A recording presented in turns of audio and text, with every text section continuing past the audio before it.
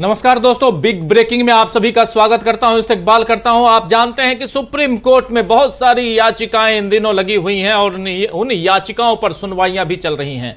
मामला अभी थोड़ी दिनों पहले आपने देखा था अरविंद केजरीवाल का था। अरविंद केजरीवाल को ने अपनी गिरफ्तारी के खिलाफ एक याचिका दायर की थी कि उनकी गिरफ्तारी ही गैर कानूनी है, अवैध है, और उसी ढंग से और उनको वहां पर चुनाव भर 1 तारीख तक, 1 जून तक उन्हें अंतरिम जमानत मिली हुई है। इसी ढंग से अब हेमंत सोरेन जो पूर्व मुख्यमंत्री हैं झारखंड के, वो भी पहुंचे हुए हैं सुप्रीम कोर्ट में। सुप्रीम कोर्ट में वहां सुनवाई चल रही है और सुनवाई में क्या कुछ चल रहा है वो हम आप तक पहुंचाएंगे। सबसे मजेदार तथ्य है कि मामला बिल्कुल वही है कि मेरी गिरफ्तारी ही अवैध है, क्योंकि ईडी ने, एनफोर्समेंट डायरेक्टरेट या प्रवर्तन निदेशालय ने इन्हें भी, यानी हेमंत सोरेन को भी गिरफ्तार किया। और गिरफ्तारी से पहले, हालांकि कुछ आधा घंटा पहले, इन्होंने, हेमंत सोरेन ने अपना पद त्याग दिया था, मुख्यमंत्री का पद त्याग दिया था। चंपई सोरेन को 2 दिनों बाद ओथ दिलवाई गई थी। यह सब कुछ आप लोग जानते हैं। इधर मुख्यमंत्री अरविंद केजरीवाल अपने मुख्यमंत्री के पद पर काबिज हैं और वर्तमान मुख्यमंत्री भी हैं, लेकिन वो अभी अंतरिम जमानत पर हैं। तो अरविंद केजरीवाल का जो केस है वो शराब घोटाले का केस है, लेकिन उधर जमीन का घोटाले का मामला है, एक जमीन के घोटाले का मामला, और उसमें इनको ईडी ने गिरफ्तार किया हुआ है। और इसमें 2 बातें बहुत महत्वपूर्ण हैं हेमंत सोरेन के केस में। वो ये है कि हेमंत सोरेन जो हैं वो उनकी सुनवाई वहां हाई कोर्ट में पूरी हो गई और सुनवाई का अभी तक कुछ भी फैसला नहीं आया है। उसके खिलाफ भी उन्होंने याचिका दायर की थी सुप्रीम कोर्ट में, लेकिन वो याचिका खारिज हो गई। उन्होंने कहा कि पहले वहीं जाइए, आप, हम कोई डायरेक्टिव अभी नहीं देंगे, इंतजार कीजिए। और दूसरा एक उन्होंने अभी कपिल सिब्बल के थ्रू, क्योंकि हेमंत सोरेन का केस कपिल सिब्बल लड़ रहे हैं और अरविंद केजरीवाल का केस जो है वो अभिषेक मनु सिंघवी लड़ रहे हैं। कपिल सिब्बल ने एक याचिका लगाई कि जैसे आपने अरविंद केजरीवाल को अभी चुनाव के वक्त चुनाव प्रचार के लिए अंतरिम जमानत दी है, वह एक तो वैसे अंतरिम जमानत दीजिए, और दूसरा है कि इनकी गिरफ्तारी ही गैर कानूनी है वो घोषित कीजिए। आज सुनवाई शुरू होती है। सुनवाई शुरू होते ही यहां, और ये जो बेंच है वही बेंच है, संजीव खन्ना, जस्टिस संजीव खन्ना और जस्टिस दीपांकर दत्ता दोनों की बेंच है। और इन दोनों की बेंच में जैसे सुनवाई होती है, सुनवाई के बाद तुरंत पूछा जाता है कि ये बताइए कि क्या जमीन पर आपका कब्जा है, यानी कि हेमंत सोरेन का कब्जा है। तो हेमंत सोरेन की तरफ से वकील कपिल सिब्बल कहते हैं कि नहीं, कभी नहीं रहा और नहीं अभी कब्जा है। इसके बाद आगे की कहानी क्या कुछ है, इस पर हमारे साथ जुड़े हुए हैं हमारे साथी अमलेंदु उपाध्याय जी, और पल पल की रिपोर्ट वहां कोर्ट रूम में जो कुछ चल रहा है वो ले रहे हैं। अमलेंदु जी को भी स्क्रीन पे लाइए। और अमलेंदु जी, यहां सुनवाई चल रही, क्या कुछ है आगे हेमंत सोरेन का केस और अरविंद केजरीवाल का केस, और दोनों में जो याचिका, केस तो अलग अलग है लेकिन याचिका एक ही है कि मेरी गिरफ्तारी ही अवैधानिक है, गैर कानूनी है। यहां क्या आपको लगता है कि उसी ढंग से हेमंत सोरेन को भी सफलता मिलेगी? देखिए राजीव जी, बिल्कुल मिल सकती है, चूंकि तर्क एकदम एक से ही हैं। जो तर्क अभिषेक मनु सिंघवी ने दिए थे अरविंद केजरीवाल के मामले में, ठीक उसी तरीके के तर्क जो हैं वो हेमंत सोरेन के मामले में हैं। और यहाँ कपिल सिब्बल उनकी तरफ से जो है वो प्रस्तुत हुए हैं, हाजिर हुए हैं माननीय सुप्रीम कोर्ट में, और उनकी तरफ से कपिल सिब्बल जो है उन्होंने बहस की है। कुल मिला के राजीव जी ये है कि चूंकि जो अरविंद केजरीवाल का केस है उसमें भी ईडी के पास कोई सबूत नहीं है, कोई मनी ट्रेल नहीं है और कोई मटेरियल बरामद नहीं हुआ है जिसके आधार पर पीएमएलए एक्ट के तहत मुकदमा चले। माननीय सुप्रीम कोर्ट ने लगातार ईडी से जो सवाल किए थे अरविंद केजरीवाल के केस में वो यही थे कि आपने अब तक इनसे बरामद क्या किया, क्या मनी ट्रेल है, और ये इसमें किस तरीके से दोषी पाए जाते हैं, किस लिए आपने की गिरफ्तारी की। ये सारे सवाल जो थे वो पूछे थे। और जब ईडी का जवाब मांगा था सुप्रीम कोर्ट ने, तो 5 सवाल जो किए थे उनमें महत्वपूर्ण सवाल ये था कि जो व्यक्तिगत स्वतंत्रता है उसका किस तरीके से हनन किया गया।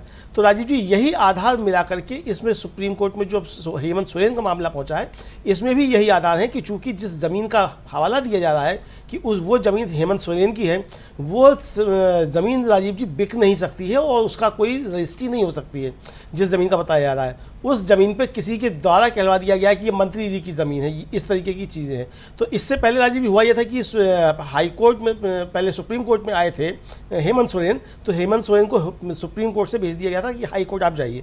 हाई कोर्ट गए हेमंत सोरेन, पहले हाई कोर्ट ने उनकी याचिका सुन ली और उसके बाद अपना फैसला सुरक्षित रख लिया, उस पर कोई उन्होंने आदेश नहीं दिया हाई कोर्ट ने। उसके बाद फिर सुप्रीम कोर्ट फिर आए हेमंत सोरेन और सुप्रीम कोर्ट से कहा कि साहब ये हमको नहीं दे रहे हैं। तो सुप्रीम कोर्ट ने आदेश दिया कि 6 मई तक अगर हाई कोर्ट आपके मामले पे कोई आदेश नहीं देता है तो आप लौट करके फिर सुप्रीम कोर्ट आ सकते हैं। 6 मई से पहले ही हाई कोर्ट ने उनकी याचिका खारिज कर दी। उस याचिका के खिलाफ सुप्रीम कोर्ट फिर आए हेमंत सोरेन, तो उसकी याचिका के खिलाफ उसको जो वो खारिज करते हुए सुप्रीम कोर्ट ने कहा कि नई याचिका आप दाखिल कीजिए। तो ये नई याचिका है बिल्कुल। और नई याचिका जो है ये है कि आप चूंकि चुनाव चल रहा है और मेरे अधिकार भी वही हैं जो किसी दूसरे के हैं, तो ये और इसमें मैं कुछ नहीं हूं। इसमें 2 बातें महत्वपूर्ण हैं जो आप कह रहे हैं। एक ये कि मेरी गिरफ्तारी, यानी हेमंत सोरेन का भी कपिल सिब्बल के थ्रू ये कहना है कि मेरी गिरफ्तारी इलीगल है, गैर कानूनी है। पहली बात ये। दूसरी बात, चुनाव का वक्त है, जैसे आपने अरविंद केजरीवाल जी को अभी अंतरिम जमानत दी है, मुझे भी चुनाव में भी, मेरी पार्टी भी लड़ रही है, मुझे भी चुनाव के लिए अंतरिम जमानत दीजिए। ये 2 मामला यहां पर हैं। और यहां पर आज जो फ्रेश याचिका पर जैसे संजीव खन्ना और दीपांकर दत्ता की बेंच ने सुनना शुरू किया, तो जस्टिस संजीव खन्ना ने साफ साफ पूछा कि पहले यह बताइए कि ये जो जिस जमीन का मामला है वो जमीन आपका है? तो कपिल सिब्बल ने हेमंत सोरेन की तरफ से कहा कि नहीं, कभी नहीं रहा और नहीं है। इस पर जस्टिस खन्ना ने यह कहा है कि मुझे लगा कि आपने इसे स्वीकार कर लिया है और सब तो यही कह रहे हैं कि आप ही जमीन के मालिक हैं। और ये हेमंत सोरेन से कहते हुए, यानी कि कपिल सिब्बल से कहते हुए जस्टिस खन्ना, यहां पर जस्टिस खन्ना कह रहे हैं कि मुझे तो यही लगा कि इस जमीन के मालिक आप ही हैं जिस जमीन के घोटाले में आपको गिरफ्तार किया गया है, और सब यही कह रहे हैं कि आपने इस बात को स्वीकार कर लिया है। इस पर कपिल सिब्बल कह रहे हैं कि अभी तक मुझे कोई इससे रिलेटेड कोई भी एविडेंस ईडी के पास भी नहीं है, किसी के पास नहीं है, यानी कि ये मेरा है। और वो एक व्यक्ति यहां पे शायद ये कह रहे हैं कि कोई कहता है कि मंत्री जी की जमीन है। मतलब किसी के मुंह से कहलवा दिया कि ये जैसे गाय पूछने के लिए जमीन किसकी है तो बता दिया ये जमीन मंत्री जी की है, मंत्री जी कह दिया हेमंत सोरेन की जमीन है। हाँ। मतलब जो जैसे राजीव जी होता है कि चरागाह की जमीन छोड़ दी जाती है या तालाब की जमीन छोड़ी जाती है, मतलब जो एक होता है कि इसकी लैंड की बिक्री नहीं हो सकती है। बहुत सी ऊसर जमीन होती है जिसकी बिक्री नहीं हो सकती है, जिस पे किसी का मालिकाना हक नहीं होता है, वो सरकार की या जो स्थानीय वो होती है पंचायत, उसकी वो ज़मीन होती है, इस तरीके की ज़मीन होती है। वो इसी तरीके की ज़मीन है, उसका कोई खरीद फरोख्त नहीं हो सकती और किसी का उस पर मालिकाना हक नहीं है। किसी ने खड़े होकर के कह दिया कि अरे ये ज़मीन किसकी, अरे ये ज़मीन तो मंत्री जी की, मंत्री जी। इसी के आधार पर ईडी ने केस बना दिया कि फला व्यक्ति ने कहा ये ज़मीन उनकी है और उठा करके हेमंत सोरेन की गिरफ्तारी कर ली गई। ये कोई सबूत नहीं है कि ये ज़मीन हेमंत सोरेन की है कि नहीं है, इसकी कोई रजिस्ट्री हुई हेमंत सोरेन की नहीं, किसने ज़मीन बेची, किसने खरीदी, इस तरीके की कोई भी चीज़ नहीं है। और यही सब कपिल सिब्बल ने कहा कि आप जो है इसकी डॉक्यूमेंट्स की आप जांच कर सकते हैं, मुझसे इस ज़मीन का कोई लेना देना। तो मजेदार तथ्य है, यहाँ पे 2 बातें शुरुआत में ही सामने आ गई। पहला, तुरंत ही सवाल यहां पर पूछा गया आसंदी से, जस्टिस खन्ना ने पूछा। आप जानते हैं कि 2 जजों की बेंच है, जस्टिस खन्ना, जस्टिस दीपांकर दत्ता, और यही 2 जजों की बेंच ही सुनवाई कर रही है उधर अरविंद केजरीवाल के केस को भी। अरविंद केजरीवाल का केस अभी खत्म नहीं हुआ है, उनका केस भी अभी कमिंग, ये जो सप्ताह अभी चल रहा है, इसी सप्ताह में उनके केस पे भी सुनवाई होनी है। लेकिन यहां पर यही ईडी का केस जो है और जिसमें हेमंत सोरेन को ईडी ने गिरफ्तार किया है पिछले 3 महीने से, और उसमें यह कहा गया कि इन्होंने अवैध रूप से जमीन पर कब्जा किया है। मामला यह है कि अवैध रूप से कब्जा किया है, ईडी ने उनको गिरफ्तार कर लिया। अब इन्होंने कहा, संजीव खन्ना ने, कि क्या यह जमीन आपका है?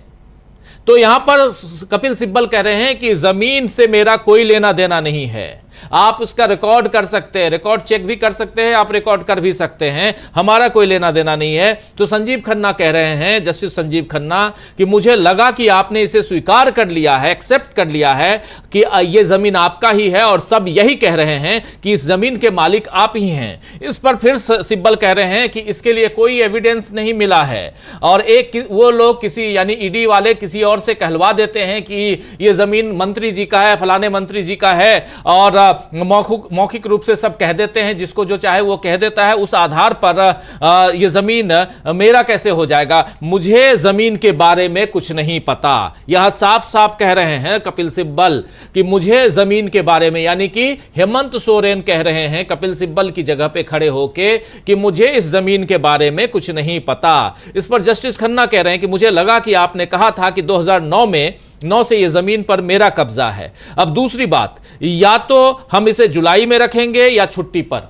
ये कह रहे हैं कि चलिए इस जमीन की बात तो हो गई, लेकिन इस मसले को या तो हम जुलाई में सुनेंगे क्योंकि छुट्टी का समय आ रहा है, अभी जून पूरी छुट्टी का समय होगा, या छुट्टी में भी जो वेकेशन कोर्ट लगता है उस कोर्ट में सुनवाई करेंगे। यहां ये बात यहां पे आती है कि या तो जुलाई में इस मसले पे सुनेंगे, मतलब यहां पे एक इन्होंने क्लियर किया कि जमीन किसकी है और इन्होंने कह दिया आप कपिल सिब्बल ने कि जमीन हेमंत सोरेन की नहीं है और ये आपको जो भी कह रहा है गलत कह रहा है, इसका कोई एविडेंशियल प्रूफ नहीं है। ये बात हो गई तो तपाक से कहते हैं संजीव खन्ना कि चलिए इस मसले पे हम सुनवाई करेंगे आफ्टर समर वेकेशन। गर्मी की छुट्टी होती है कोर्ट में और वो छुट्टी पूरे जून में रहती है, लेकिन उस समय कुछ स्पेशल केसेस के लिए इस वेकेशन में भी वेकेशन कोर्ट लगते हैं, समर वेकेशन के कोर्ट लगते हैं उस दौरान। और या तो हम जुलाई में सुनेंगे, आपकी सुनवाई होगी, या वेकेशन के दौरान सुनवाई होगी। इस पर फिर आपत्ति जताते हैं कपिल सिब्बल कह रहे हैं कि मिलॉर्ड तब तक तो चुनाव खत्म हो जाएगा, मुझे पूर्वाग्रह से ग्रस्त होना नहीं चाहिए। ये कह रहे हैं। हाँ, मतलब ये कि इसमें जो है तब तक तो चुनाव खत्म हो जाएगा और मुझे प्रिजुडिस नहीं होना चाहिए। और ये सबसे बड़ी बात यहाँ पर ये है कि आप तब तो कोई मतलब ही नहीं है कि हम इस केस को यहाँ पे लेके आए हैं। जी जी, ये कहा जा रहा है। यही कहा जा रहा है कि मतलब आप पूर्वाग्रह से ग्रसित क्यों होना चाहिए किसी को भी, और तब तक चुनाव खत्म हो जाएंगे।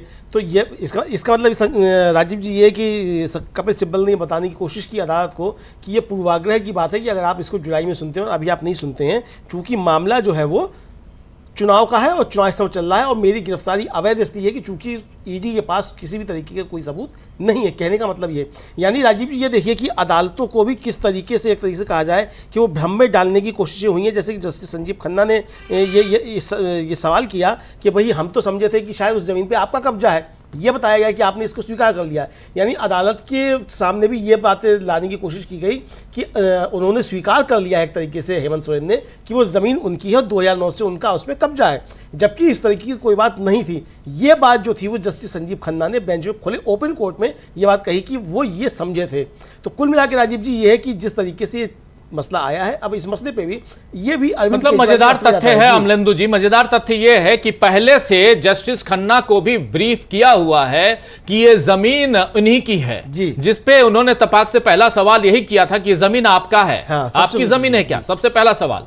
और कह रहे हैं, और उसके बाद ये कह रहे हैं कि ठीक है आपने बता दिया कि जमीन आपकी नहीं है, लेकिन सब लोग तो यही कह रहे हैं कि जमीन आपकी है। तो इन्होंने कहा कि कोई एविडेंशियल प्रूफ हो तो दिखा दीजिए कि जमीन मेरे नाम है। अब किसी ने कह दिया कि जमीन इनके नाम है तो आप हमें 3 महीने से तो जेल में रखे हुए हैं। आप उसके बाद चुनाव का वक्त है, चुनाव के वक्त आप हमें छोड़ भी नहीं रहे, अंतरिम जमानत तक नहीं दे रहे हैं। तो मुझे पूर्वाग्रह से ग्रस्त क्यों होना चाहिए, साफ साफ कह रहे हैं। मतलब ये मैं मान लूं कि यहां पर मुझे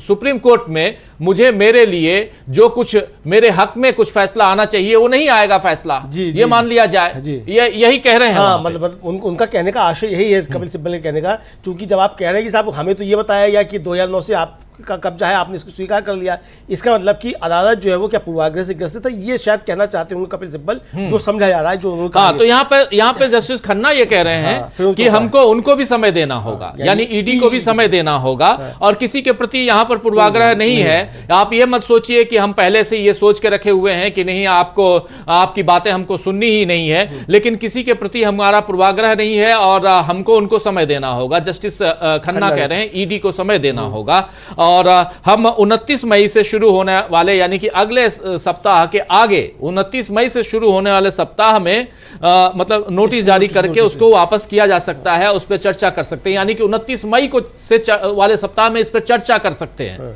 देखिए अब ये मामला कहां बढ़ रहा है, ये मामला चुनाव खत्म होने की तरफ बढ़ रहा है, ये साफ दिखाई दे रहा है कि ये मामला जो है चुनाव खत्म होने की तरफ बढ़ रहा है। 1 तारीख को चुनाव, इस पे जबरदस्त आपत्ति जताते हैं कपिल सिब्बल। कपिल सिब्बल यहां साफ साफ कहते हैं फिर तो चुनाव खत्म हो जाएगा, फिर क्या करें, हमको यहां पे फिर क्या करना चाहिए। हमने आपको ये यहाँ पर साफ साफ नाराजगी जता रहे हैं कपिल सिब्बल। हाँ, उन्होंने इस पे आपत्ति जताई कि आप 29 तारीख को कर रहे हैं तो तब तक चुनाव खत्म हो जाएगा। तो इस पे फिर जस्टिस खन्ना ने कहा कि हमने आपको उच्च न्यायालय भेजा था, क्योंकि हम हर मामले में ऐसा करते हैं, मतलब कि चूंकि जो भी मामला आता है उसको हम उठा करके हम पहले हाई कोर्ट भेजते हैं। और राजीव जी, आपको याद होगा कि जब ये याचिका जो थी ये पहुंची थी, उसमें शायद उसमें बेंच में बेला त्रिवेदी भी थी, उस पहले ये पहुंची थी हेमंत सोरेन की याचिका, तो उन्होंने ये टिप्पणी की थी कपिल सिब्बल ने कि साहब ऐसा मत कीजिएगा कि आप हमसे कह दें कि आप हाई कोर्ट चले जाइए। और फिर उसी दिन उन्होंने टिप्पणी की थी कपिल सिब्बल ने कि इस बेंच का जब इतिहास लिखा जाएगा तो इस बेंच का नाम जो है वो स्वर्णाक्षरों में नहीं लिखा जाएगा, यानी काले अक्षरों में इस बेंच का वो लिखा जाएगा। इस तरीके की कपिल सिब्बल ने टिप्पणी की थी। कपिल सिब्बल थोड़ा सा हार्श हो गए थे उस समय हार्श हो गए थे। तो मुझे लगता है कि शायद जस्टिस खन्ना के दिमाग में उनकी वो टिप्पणी आ गई होगी कि उन्होंने इस तरीके की पहले टिप्पणी कर चुके हैं। मुझे लगता है उसी पे स्पष्टीकरण देते हुए जस्टिस खन्ना ने कहा कि हमने आपको उच्च न्यायालय भेजा था क्योंकि हम हर मामले में ऐसा करते हैं। तो फिर सिब्बल ने कहा कि ठीक है, तो इसको शुक्रवार तक के लिए करें या फिर आप हमको इंटरिम बेल का आदेश दें, या तो आप हमारी मतलब जो याचिका है इस पे आप आदेश दीजिए कि हमारी गिरफ्तारी अवैध है, वरना फिर आप हमको इंटरिम बेल दे दीजिए, चूंकि चुनाव का मसला है और शुक्रवार तक आप इसको फाइनल कीजिए। जस्टिस खन्ना ने कहा कि इस पर नहीं, काम तो बहुत ज़्यादा है। तो सिब्बल ने कहा कि फिर आपका जो अधिकार क्षेत्र है फिर वो खारिज हो जाता है, फिर चुनाव खत्म हो जाएंगे, ये उचित नहीं है। देखिए हाई कोर्ट ने हमारे साथ कैसा व्यवहार किया। इस पर जस्टिस खन्ना ने कहा कि हम सिर्फ 7 दिन का समय दे रहे हैं। सिब्बल ने कहा कि मुझे पता है कि मैं बाहर होने वाला हूं, यानी कि मतलब याचिका मेरी खारिज होने वाली है, क्योंकि उद्देश्य जो है वो चुनाव है और 6 मई तक मैंने जो है वो उनकी एक तरीके से सेवा की, यानी कि आप चाहते ही हैं कि मैं 6 महीने तक जो है उनकी उसमें बंद रहूं और तब तक चुनाव निपट जाए और उसके बाद फिर काम खत्म हो जाए। फिर तो यही वो चाहते हैं, तो ये उनका ये चाहना जो है वो बहुत इस चीज को जरा विस्तार से समझाना चाहता हूं। यहां पर मामला किधर पहुंचा है ये समझिए दोस्तों। हेमंत सोरेन के केस की बात हम कर रहे हैं। सुप्रीम कोर्ट में इस केस पर सुनवाई, और सुनवाई के दौरान बहुत मजेदार तथ्य सामने आ रहे हैं। हेमंत सोरेन का केस जो है वो कपिल सिब्बल लड़ रहे हैं, और कपिल सिब्बल सीधी बात अपनी रख रहे हैं। कपिल सिब्बल सीधी बात करने में माहिर हैं, और वो हमेशा इस रूप में जाने भी जाते हैं, एक तेज तर्रार वकील के रूप में जाने जाते हैं कपिल सिब्बल जब वो खड़े होते हैं जजेस के सामने। और सुप्रीम कोर्ट में उनके सामने 2 जज हैं, जो 2 जजों की बेंच है वो है जस्टिस खन्ना और जस्टिस दत्ता। ये वही बेंच है जिसने अरविंद केजरीवाल को अंतरिम जमानत दी है। इसी बेंच में आया था ये मामला, पहले भी आया था कपिल सिब्बल का, जहां पर बेला त्रिवेदी भी थी, और इनकी याचिका को खारिज करके भेज दिया गया था हाई कोर्ट में। हाई कोर्ट में इनकी याचिका फिर खारिज हो जाती है। लेकिन आज जब दोबारा आते हैं और सुनवाई होती है, क्योंकि दोबारा आते हैं फिर सुप्रीम कोर्ट में, याचिका सुप्रीम कोर्ट से फिर लौटा दी जाती है और कहा जाता है कि फ्रेश याचिका लेकर आइए। यह पिछली बार हुआ, फ्रेश याचिका लेकर आए हैं। आज सुनवाई शुरू हुई है, आज 13 तारीख सोमवार का दिन। आज सुनवाई जब शुरू हुई है तो यहां साफ साफ कहा जा रहा है, सुप्रीम कोर्ट पूछता है कपिल सिब्बल से कि जमीन का अधिपत्य तुम्हारा है, यानी जमीन तुम्हारे कब्जे में है, ये जमीन तुम्हारी है। तो इस पर कपिल सिब्बल कहते हैं कि जमीन मेरी नहीं है। तो इन्होंने फिर कहते हैं जस्टिस खन्ना की सुनने में तो यही आया है कि जमीन पर तुम्हारा हक है। तो फिर कपिल सिब्बल कहते हैं कि नहीं, इस जमीन पे हमारा हक बिल्कुल नहीं है, कोई एविडेंस हो, कोई प्रूफ हो तो दिखा दीजिए। लोग तो कहते रहते हैं कि वो मंत्री जी की जमीन है और इसी को मान करके हमारे ऊपर केस कर दिया गया, ईडी ने हमें गिरफ्तार कर लिया, यहां तक बातें होती हैं। फिर अब इसके बाद साफ साफ कहते हैं जस्टिस खन्ना कि मुझे ये लगा कि आपने कहा था पहले इसमें कि 2009 से इस जमीन पर आपका कब्जा है। अब दूसरी बात यहां इन्होंने कहा कि मुझे ऐसा लगा कि 2009 में ही आपने स्वीकार कर लिया था कि यह जमीन पर आपका ही कब्जा है। चलिए खैर, इस बात को छोड़ते हैं और आगे बढ़ते हैं। और यह मैं बता रहा हूं कि अब इस पर सुनवाई हम जुलाई में करेंगे, या हो सकता है कि समर वेकेशन के दौरान भी कर सकते हैं सुनवाई, क्योंकि यह बता चुका आपको कि समर वेकेशन हो जाएगा अगले महीने, यानी 1 जून से लेकर के 31 जून तक। तो यहां पर आपत्ति दर्ज कराते हैं कपिल सिब्बल, कहते हैं तब तो चुनाव खत्म हो जाएगा। फिर आप क्या चाहते हैं कि मैं याचिका खारिज समझूं? साफ साफ यहां कपिल सिब्बल कहते हैं। तो इन्होंने कहा फिर कि नहीं, उनको भी समय देना होगा, यानी ईडी को समय देना होगा। ईडी को मैं नोटिस जारी करता हूं और 29 तारीख से शुरू होने वाले सप्ताह में इसकी सुनवाई करेंगे। फिर यहां पर आपत्ति दर्ज कराते हैं कपिल सिब्बल। कपिल सिब्बल कहते हैं 1 तारीख आखिरी है चुनाव का दिन, सब चुनाव खत्म हो जाएगा, फिर क्या मतलब है? मतलब आप चाहते हैं और मैं जो मान के चलूं कि पूर्वाग्रह से ग्रसित है कोर्ट, यह मान के चलूं, और मैं ये मान के चलूं कि मेरे साथ यही होने वाला है। यहां पर यह बात आती है, थोड़ा सा हार्श होते हुए नजर आते हैं कपिल सिब्बल, और फिर इन्होंने आपत्ति जताई। तब यहां पर जस्टिस खन्ना कह रहे हैं कि हमने आपको हाई कोर्ट भेजा क्योंकि हम इस मामले में ऐसा करते हैं, पूर्वाग्रह नहीं है, हम यहां समय बर्बाद नहीं करना चाह रहे थे, हमने आपको हाई कोर्ट, क्योंकि उस समय उन्होंने कहा था, जो अमलिंदु उपाध्याय जी कह रहे हैं, बेला त्रिवेदी के सामने उन्होंने कहा था कि आप अगर कुछ कोर्ट्स जो हैं वो स्वर्णाक्षर में लिखे जाएंगे तो आपका नाम उसमें नहीं आएगा, आपके इस बेंच का नाम नहीं आएगा। जस्टिस बेला एम त्रिवेदी के बारे में बहुत सारी चर्चाएं होती हैं, उस आधार पे यहां पर कह रहे थे थोड़ा सा हार्श होते हुए कपिल सिब्बल। लेकिन यहां कोर्ट का कहना है कि कोई पूर्वाग्रह नहीं, हम हमेशा करते हैं ऐसा, हम हाई कोर्ट भेजते हैं, लोअर कोर्ट भेजते हैं, हमने भेजा था, लेकिन अब आप यहां आए हैं तो यहां सुनवाई हम करेंगे। इसके बाद कहते हैं कपिल सिब्बल कि यह न ही जुलाई का मामला और न ही 29 मई के बाद का मामला, हम आपसे आग्रह करते हैं कि शुक्रवार तक आप इसको देख लीजिए, या हमको यानी कि इस मामले को शुक्रवार तक रोकिए। आज का दिन है सोमवार, और इसी सप्ताह के शुक्रवार तक कीजिए हमारे इस केस पर फैसला, या हमको आप जमानत दीजिए, अंतरिम जमानत दीजिए, क्योंकि चुनाव का वक्त है। तब इस पर जस्टिस खन्ना कह रहे हैं कि नहीं भाई, बहुत काम है, बहुत सारे केसेस निपटाने हैं, बहुत काम है, इसलिए अभी संभव नहीं है। इस पर कपिल सिब्बल कहते हैं कि ठीक है, ये आपका अधिकार क्षेत्र है और आपके अधिकार क्षेत्र में मेरा ये जो केस है ये खारिज भी कर सकते हैं, मेरी याचिका खारिज कर सकते हैं, तब तक चुनाव खत्म हो जाएगा, जो हमारे लिए उचित नहीं है। देखिए हाईकोर्ट द्वारा हमारे साथ कैसा व्यवहार किया गया। हाईकोर्ट 3 महीने से हमारे केस को लटकाए हुए है, और हाईकोर्ट भी चाहता है कि चुनाव के वक्त हम बाहर नहीं निकलें, जेल के अंदर सड़ते रहें, और वही यहां भी हो रहा है। आप खारिज कर देंगे, खत्म हो जाएगा मामला, फिर क्या मतलब है ये करने का केस को? लगभग 2 महीने तक जो हाईकोर्ट में वो याचिका पड़ी रही, उसके बाद उस फैसला सुरक्षित रख लिया गया, उस पर आदेश नहीं दिया गया।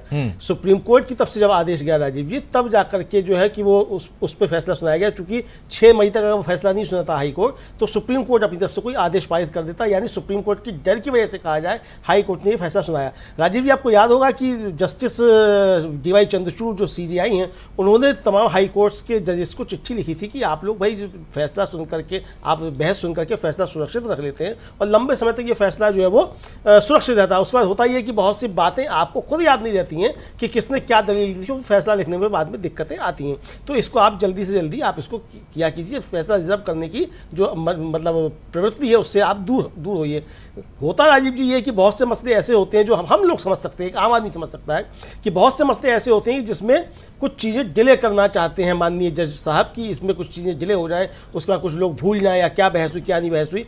ऐसा भी हो सकता है, या ये भी हो सकता है कि कुछ दबाव सरकारों की तरफ से होते हैं, ऐसा जैसे कि आरोप लगते रहते हैं लगातार कि न्यायपालिका के ऊपर भी जो बहुत ज़्यादा दबाव इस समय होने लगे हैं, तो इस तरह की चीज़ें भी शायद कुछ हो सकती हैं। लेकिन बहरहाल ये चिंता का विषय है कि किस तरीके से लंबे समय तक फैसले रिजर्व कर लिए जाते हैं। इस पर CJI जो है DY चंद्रचूड़, उन्होंने भी काफ़ी चिंता जताई थी राजीव जी, तमाम देश भर के बिल्कुल आगे बता देता हूं, क्योंकि अब उधर लंच ब्रेक भी हो चुका है, लेकिन आगे की कहानी क्या हुई लंच ब्रेक से पहले और इसमें आगे क्या कुछ हुआ है वो बता देता हूं। इसके बाद जबकि यहां कहा गया कि हम जानते हैं कि आप हमारी याचिका जो है वो खारिज हो जाएगी और हमारा यहां आना कोई फायदेमंद नहीं होगा, ये आपके ऊपर है।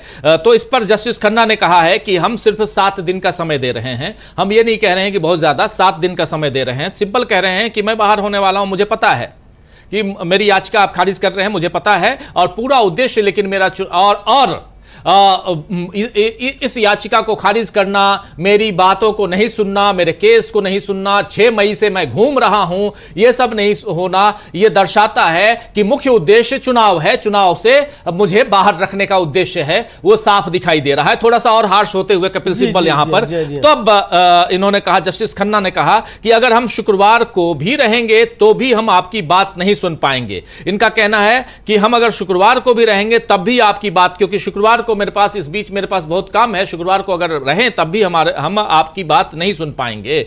जस्टिस खन्ना कह रहे हैं कि हमारे पास ये 20 तारीख को होगा, हमारे पास जो है ये है कि 20 तारीख को समय जो है वो 20 तारीख को आएगा, यानी कि 20 तारीख जो अगला कौन सा दिन है ये 20 तारीख? अगला सोमवार अगला सोमवार है 20 तारीख, अगला सोमवार को ये हम दे पाएंगे, मतलब नेक्स्ट वीक, एक सप्ताह की बात ये लगातार बार बार कह भी रहे हैं, तो अगले सोमवार को हम टाइम दे पाएंगे। तो फिर कह रहे हैं कि ठीक है, हम मौका लेंगे, कृपया आप शुक्रवार को ही सूची बनाएं, शुक्रवार को लिस्ट कर दें आप इसको। हाँ, शुक्रवार को सूची बनाएं, ये कह रहे हैं। और उसके बाद क्योंकि कपिल सिब्बल यहां पर शुक्रवार की लिस्टिंग के लिए राजी कर लिए हैं, ये सबसे बड़ी बात कि शुक्रवार यानी 17 तारीख के लिए लिस्टिंग करने के लिए राजी कर बैठे हैं। जो कह रहे थे कि 20 तारीख से पहले मेरे पास समय नहीं है, जस्टिस खन्ना को मना लिया है कपिल सिब्बल ने, और उन्होंने यहां पर जो बातें कही हैं, थोड़ा सा वो जो बातें हैं वो ऐसी हैं कि मुझे पता है कि यहां क्या कुछ चल रहा है। थोड़ा हार्श होते हुए, थोड़ी नाराजगी जताते हुए कपिल सिब्बल, लेकिन यहां पर कपिल सिब्बल अपनी बात मनवाने में यहां कामयाब हो गए हैं। और अब शुक्रवार 17 तारीख की पीठ ने, दोनों बेंच ने के लिए लिस्टिंग का आदेश दे दिया है। ये अपने आप में बहुत बड़ी बात है कि यहां पर अभी देखिए इस केस में आज जितनी देर सुनवाई हुई है लंच से पहले, अब लंच के लिए बेंच उठ गई है, और लेकिन लंच से पहले जितनी बातें हुई हैं ये बहुत महत्वपूर्ण हैं। हेमंत सोरेन का मामला है, कपिल सिब्बल केस लड़ रहे हैं और कपिल सिब्बल यहां पर अपनी बात मनवाते हुए नजर आ रहे हैं। पहले यहां पर जज का कहना था, जस्टिस खन्ना का कहना था कि हम जुलाई में इस मसले को सुनेंगे, या हो सकता है कि जून में वेकेशन बेंच जो होगी उसमें सुनवाई होगी। इसके बाद फिर जून जुलाई की बात खत्म करते हुए, वहां पे उसको काटते हुए कपिल सिब्बल जब आगे बढ़ते हैं तो यहां पर बेंच का कहना होता है कि 29 तारीख से शुरू होने वाले, यानी 29 मई से शुरू होने वाले सप्ताह में इसकी सुनवाई हम करेंगे। यहां पर भी कपिल सिब्बल अपनी नाराजगी जताते हैं, तब कहा जाता है इधर बेंच की तरफ से कि ठीक है 20 तारीख को हम समय देंगे, उसके पहले हमारे पास इस सप्ताह में कोई समय नहीं है, बहुत केसेस हैं। तो लेकिन कपिल सिब्बल यहां पर इस बात को मनवाने में तैयार हो जाते हैं कि 17 तारीख यानी इसी शुक्रवार को सुनवाई होगी। अब हेमंत सोरेन के मामले में इसी शुक्रवार को 17 तारीख को सुनवाई होगी। यह साफ दिखाई दे रहा है कि यह मामला भी कहीं उसी तरफ जाता हुआ दिखाई दे रहा है जिधर केस जो है वो अरविंद केजरीवाल का है। तो क्या यह माना जाए कि हम इस केस में अब एक बार फिर से अरविंद केजरीवाल वाले मामले को दोहराते हुए अंतरिम जमानत की ओर जाते हुए हेमंत सोरेन को देखेंगे? अमलेंदु जी, निश्चित तौर पर राजीव जी बिल्कुल समझा जा सकता है, चूंकि जिस तरीके से सवाल जस्टिस खन्ना ने पूछा, अभी तो ईडी वहाँ उपस्थित नहीं थी, तो जो सवाल पूछा गया इसका मतलब कि उन्होंने उनको जस्टिस खन्ना को या मतलब सुप्रीम कोर्ट को ये फीड किया गया होगा कि इस पे कब्जा हेमंत सोरेन का है, हेमंत सोरेन इसको स्वीकार कर चुके हैं। लेकिन जब ये बात सामने आई कि उस पर कब्जा हेमंत सोरेन का नहीं है और हेमंत सोरेन उस पर काबिज नहीं है, उन्होंने ये स्वीकार नहीं किया है, तो जस्टिस खन्ना को राजीव जी आश्चर्य हुआ कि उनको इस तरीके की चीज़ें फीड की गई थी। इसके बाद फिर उन्होंने ईडी को उसका जवाब मांगने के लिए कहा कि हम इसको अगले हफ्ते करते हैं। अब राजीव जी ये जिस तरफ जा रहा है केस, ये भी ठीक अरविंद केजरीवाल के रास्ते पे जा रहा है, क्योंकि अरविंद केजरीवाल के मामले में भी सुप्रीम कोर्ट ने जो सवाल उठाया वो सवाल यही उठाया कि आपने इतने समय तक किया क्या, आपने आखिर आपकी जांच कहाँ तक पहुंची। हेमंत सोरेन के मामले में भी राजीव जी ये कि जो ज़मीन की बात बताई जा रही है, उस ज़मीन को लेकर के लगभग 2 साल होने को आ गया, 2 साल से आप इसकी जाँच कर रहे हैं, अब तक आपके पास क्या है। अब ये बात जो है वो सुप्रीम कोर्ट में आएगी और कपिल सिब्बल इस बात को रखेंगे कि 2 साल से इनके पास कुछ नहीं है और अभी तक ये साबित नहीं कर पाए हैं कि मेरा इस ज़मीन पर कब्जा है या ये ज़मीन की मेरे नाम रजिस्ट्री हो चुकी है। ज़मीन पे जब मेरी रजिस्ट्री नहीं है, मेरा कब्जा नहीं है, ज़मीन किसी की हो, वो ज़मीन बेची नहीं जा सकती है, तो मेरी ज़मीन हो कैसे गई। आप किसी को भी किसी के लिए कह दें, होता राजीव जी है कि जैसे कहा गया था कि साहब फलाने की बेनामी संपत्ति है। अरे भाई जब बेनामी है तो फिर मेरी कैसे हो गई? अगर वो बेनामी है तो वो मेरा नाम कैसे हो गई संपत्ति है? कोई बेनामी संपत्ति है तो ये बड़ा राजीव जी मीडिया के अंदर भी इस तरीके से लेकर के खबरें बनाई जाती हैं। सब हेमंत सोरेन की बेनामी संपत्ति सीज कर दी। अरे हेमंत सोरेन की बेनामी संपत्ति अगर सब बेनामी संपत्ति है तो हेमंत सोरेन की कैसे हो गई? किसी के नाम की नहीं है, किसी के नाम की नहीं है, इसका मतलब बेनामी संपत्ति है। तो ये राजीव जी एक तरीके से विपक्ष के नेताओं की छवि को खराब करने के लिए मीडिया इसमें जो है भारतीय जनता पार्टी और एजेंसियों का सहभागी बन जाता है कि किस तरीके से छवि विपक्षी नेताओं की खराब की जाए। कुल मिला के राजीव जी मसला ये, और इसलिए लगता है कि ये केस भी उसी तरफ जा रहा है, क्योंकि जब 17 तारीख को जब ईडी आएगी, उपस्थित होगी इस केस में, तो उससे सवाल किया जाएगा भाई आपके पास सबूत क्या है, सबूत तो लेकर के आइए। जो कि राजीव जी अरविंद केजरीवाल के मामले में भी कहा गया कि आपके पास सबूत क्या है, आपने क्या किया है, और ये सबूत जो है वो कोई दाखिल नहीं कर पाई ईडी। और यहाँ तक कि अरविंद केजरीवाल के केस में जस्टिस संजीव खन्ना और दीपांकर दत्ता की पीठ ने राजीव जी फाइलें मंगा ली कि अरविंद केजरीवाल के केस में किस किस अधिकारी ने क्या क्या कब कब नोटिंग की है, वो फाइलें मंगा ली। इस केस में भी फाइलें मंगाई जा सकती हैं कि हेमंत सोरेन का नाम किस तरीके से आया और इस पर क्या क्या नोटिंग्स हुई हैं। यहाँ भी राजीव जी वही केस, मतलब एक बहुत ही पेचीदा और मजेदार केस यहां पे दिखाई देगा, क्योंकि हेमंत सोरेन का कहना है कि हमारा कब्जा ही नहीं है, कोई एविडेंस है तो आप दिखा दीजिए। उनके पास, ईडी के पास कोई एविडेंस भी नहीं है, प्रूफ भी नहीं है, लेकिन हमें गिरफ्तार कर लिया गया है। और उसके बाद जबकि जस्टिस खन्ना कह रहे हैं कि नहीं नहीं मुझे तो पता है कि 2009 में ही आपने स्वीकार कर लिया था, तो यहां पर कपिल सिब्बल कह भी रहे हैं कि भाई किसी ने कह दिया कि वो मंत्री जी की जमीन है तो हमारी जमीन कैसे हो जाएगी। और ये सब तो यहां मतलब किसी से भी आप कहलवा लेते हैं, और किसी के कहलवाने पर मुझे गिरफ्तार कर लिया गया। 3 महीने से हम घूम रहे हैं, हाई कोर्ट हमें अभी तक जमानत नहीं दे रहा, उस पर कोई फैसला नहीं दे रहा है। तो ये सारी बातें यहां रखी गई हैं। लेकिन उसके तुरंत बाद, क्योंकि यहां पर एक ही मामला यही था जो आया और साफ साफ यहां पे कहते हुए नजर आए, पूछते हुए नजर आए जस्टिस खन्ना, वो यही कि ये जमीन आपकी है। शुरुआत यहीं से होती है कि जमीन, और मामला जमीन का ही है।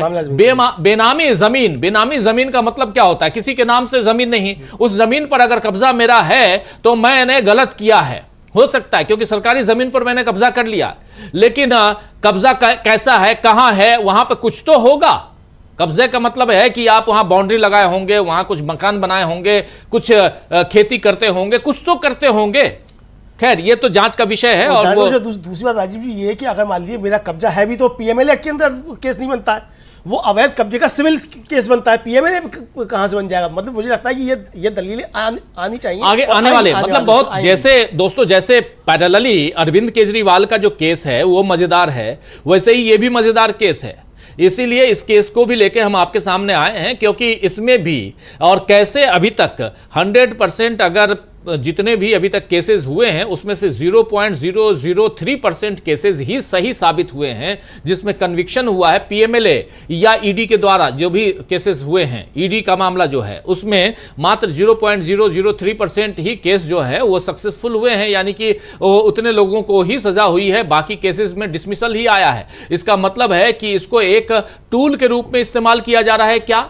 और यह समझने के लिए इस केस के तह तक हम जाने की कोशिश कर रहे हैं। वहां जो कुछ चल रहा है यहां पर हमारा कुछ नहीं, क्योंकि न ही यहां हम उतने प्रभावशाली हैं कि कुछ प्रभावित कर लें।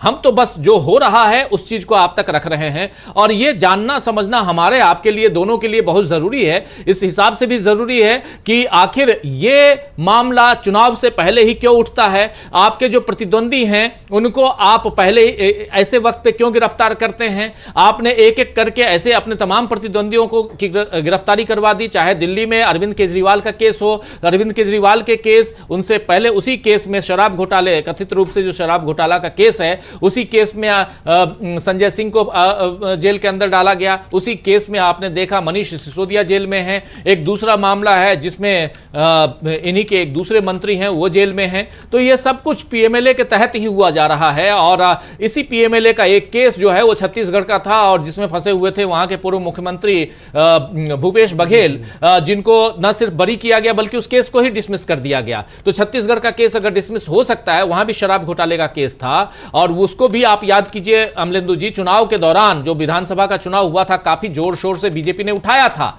लेकिन उसके बाद वहां पर भूपेश बघेल हार जाते हैं, केस यहां डिसमिस हो जाता है। क्या यह भी एक उद्देश्य है, मतलब किसी भी ढंग से फंसाना क्या उद्देश्य है? एक और मजेदार बात हुई, मतलब जिस व्यक्ति से कहलवाया गया कि साहब उसने 500 करोड़ जो थे वो भूपेश बघेल के पीए को जाकर के दिए हुए, उसने बाद में कह दिया चुनाव खत्म होते ही कि मैंने तो इस तरह का वो बयान दिया ही नहीं है, ना मैंने किसी को पैसा दिया। यानी कि आपने चुनाव में ईडी के जरिए आपने एक राजनेता की छवि खराब करवाने का काम किया और जैसे ही चुनाव खत्म हुआ आपका वो गवाह भी मुकर गया।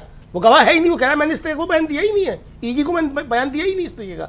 यानी कि किस तरीके से विपक्षी नेताओं की छवि को जो है वो ईडी के जरिए भारतीय जनता पार्टी खराब करना चाहती है और चुनाव में करना चाहती है। राजीव जी, भूपेश बघेल के उस केस से भी समझा जा सकता है और अरविंद केजरीवाल, हेमंत सोरेन के इन केसेस से भी समझा जा सकता है। दूसरी बात यह कि जो कपिल सिब्बल ने आज राजीव जी इशारा किया, वो इशारा ये भी है कि अगर एक आदिवासी नेता है तो उसके साथ किस तरीके से न्यायपालिका में भी व्यवहार हो रहा है, इसकी तरफ भी मुझे लगता है कि कपिल सिब्बल ने इशारा दिया। जो उन्होंने कहा कि आप देखिए कि मेरे साथ क्या व्यवहार हो रहा है, हाई कोर्ट ने हमारे साथ क्या व्यवहार किया। यानी कि ये बात कहने की उन्होंने कोशिश की है कि अगर आदिवासी है या दलित है तो उसके साथ किस तरीके का मामला सुप्रीम मतलब न्यायपालिका में भी उसके साथ व्यवहार किया जाता है। राजीव जी, मुझे लगता है कि ये शायद उनका इशारा इस तरफ था।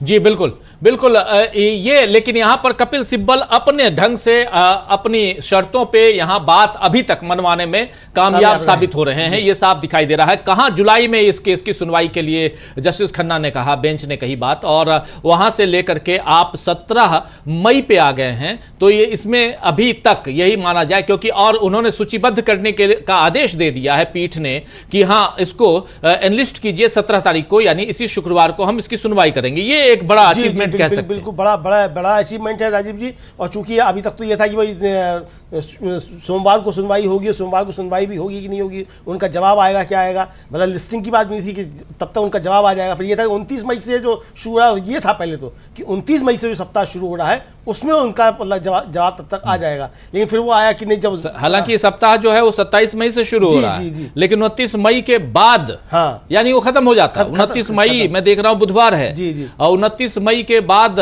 वाले सप्ताह वो मुझे नहीं समझ में आया। 29 मई, हालांकि सप्ताह की शुरुआत 27 मई से है, लेकिन फिर भी ठीक है। अब वो मामला खत्म हो चुका है। मामला यहां पर सीधा सीधा है कि या तो हेमंत सोरेन को जमानत मिलेगी 17 तारीख को, ये भी हम देख सकते हैं, या इस मामले को और आगे, और दोनों केस, और इसी सप्ताह अरविंद केजरीवाल के केस की भी सुनवाई होनी है। अभी एनलिस्टिंग नहीं है, किसी भी दिन लिस्टिंग हो जाएगी।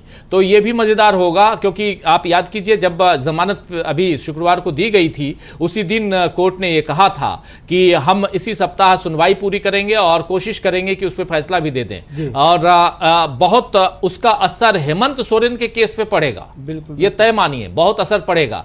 अभी यहां पर ईडी को भी अपनी दलीलें पेश करनी है, ईडी भी इसमें वही करेगी जो अरविंद केजरीवाल वाले केस में की है। ईडी वहां पर भी अरविंद केजरीवाल की जमानत याचिका के खिलाफ पुरजोर कोशिश करती रही, हम सबने देखा, और यहां पर भी वो दिखाई देगा कि ईडी किसी न किसी रूप से हेमंत सोरेन को भी, और लेकिन हेमंत सोरेन अगर यहां चुनाव प्रचार के लिए बाहर निकलने के काबिल हो जाते हैं, यानी उनको अंतरिम जमानत अगर मिल जाती है, तो ये एक बड़ी बात होगी, बड़ा अचीवमेंट होगा। और पिछली दफा आप जानिए 14 में से 11 सीटें तो बीजेपी के पास हैं झारखंड में, और इस बार अगर हेमंत सोरेन को जेल के अंदर रखना, उसके बाद वो अगर जेल के बाहर आते हैं, आज हालांकि चुनाव हो रहा है वहां पे जी 5 सीटों पे, 4 सीटों पे है झारखंड में। तो लेकिन यही है कि इन 4 सीटों पे चुनाव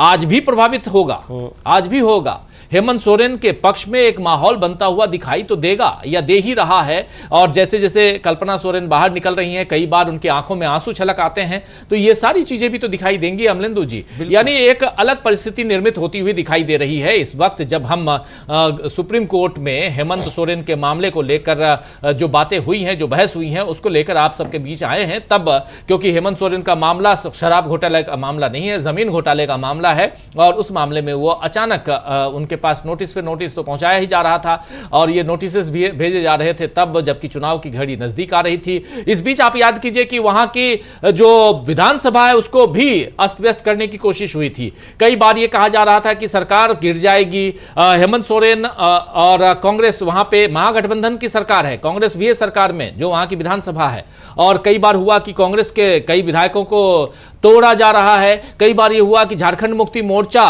को तोड़ा जा रहा है, उससे कुछ लोग निकल रहे हैं। तो ये सब कुछ होता रहा, और इन सब के बीच लेकिन ये सरकार बनी रही। हेमंत सोरेन नहीं है आज, चंपई सोरेन वहां के मुख्यमंत्री हैं, उनको भी मुख्यमंत्री पद की शपथ दिलाने में कितनी नुकुर करना पड़ा, कितना इंतजार करना पड़ा, और राज्यपाल के ऊपर कई तरह की उंगलियां उठी, कई तरह के सवाल उठाए गए विश्लेषकों के जरिए, ये सब हम लोगों ने देखा है। तो ये एक अलग तरह से दिखाई दे रहा है ये केस, और इस केस में आपको क्या लगता है, पॉलिटिकली इन्फ्लुएंस्ड केस अगर कहें तब भी यहां पर किसको फायदा होता हुआ दिखाई देगा? देखिए राजीव, ये कुल मिला के पॉलिटिकली इन्फ्लुएंस केस है, और इसके जरिए भारतीय जनता पार्टी को नुकसान हुआ है। अच्छे तरीके से समझा जा सकता है कि पहले तो इन्होंने सरकार गिराने की वहाँ राजीव जी कोशिशें की झारखंड में, हेमंत सोरेन को फंसाया ही इसलिए जा रहा था कि किसी तरीके से हेमंत सोरेन इंडिया गठबंधन छोड़ के और भारतीय जनता पार्टी के साथ चले जाएं, और भारतीय जनता पार्टी के साथ ना भी जाएं तो इंडिया गठबंधन छोड़ दें। आपको याद होगा राजीव जी कि जब राष्ट्रपति का चुनाव हुआ था उस समय भी उनके ऊपर दबाव डाले गए थे, और उस समय तो खैर उन्होंने राष्ट्रपति के चुनाव में जो बीजेपी की कैंडिडेट थी, जो अब राष्ट्रपति हैं, उनको समर्थन दे दिया था, लेकिन उसके बाद वो इंडिया गठबंधन के साथ मजबूती के साथ जुटे रहे।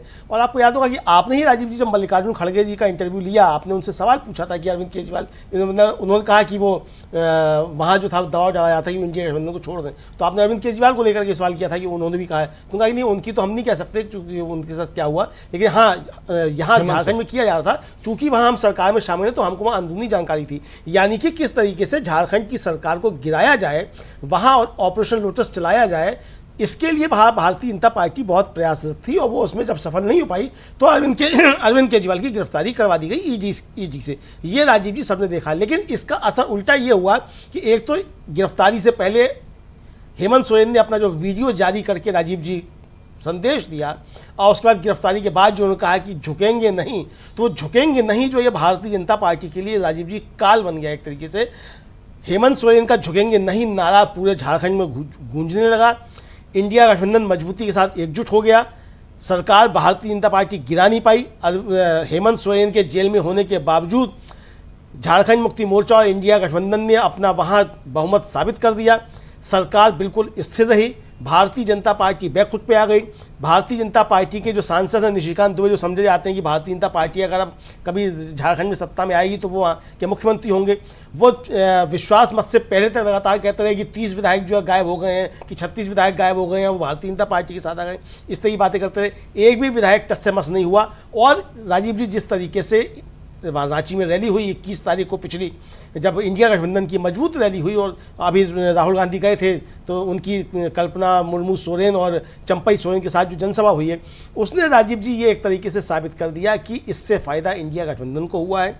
इंडिया गठबंधन मजबूती के साथ चुनाव में जा रहा है, भारतीय जनता पार्टी को इस बात का नुकसान हुआ है। सिर्फ झारखंड में नहीं, हेमंत सोरेन को जेल भेजने का नुकसान भारतीय जनता पार्टी को उन तमाम क्षेत्रों में भी हुआ है जहां आदिवासियों की संख्या ज़्यादा है, और आदिवासियों के मन में ये बात घर कर गई है कि भारतीय जनता पार्टी ने एक आदिवासी मुख्यमंत्री, एक आदिवासी नेता जो कि देश में अकेला आदिवासी इस समय मुख्यमंत्री है, उसको किस तरीके से जेल भेजा है ताकि भारतीय जनता पार्टी अपना बदला पूरा कर सके। तो ये राजीव जी नुकसान भारतीय जनता पार्टी को ही इसका होने वाला है, किसी तरीके का फायदा नहीं होगा। फायदा इंडिया गठबंधन को और झारखंड मुक्ति मोर्चा को हो रहा है। जी, इंडिया गठबंधन और झारखंड मुक्ति मोर्चा को फायदा, और यहां पर जितनी बातें हुई सुप्रीम कोर्ट में वो बातें हम आप तक पहुंचा रहे थे। बहुत ही गर्मा गर्म बहस हुई है, ये कह लें तो बेंच के सामने आज बिल्कुल ही तनकर खड़े हुए दिखाई दे रहे थे कपिल सिब्बल, और उन्होंने साफ साफ कहा कि आपने मुझे भेजा हाई कोर्ट, हम हाई कोर्ट गए, उसके बाद दोबारा आए, आप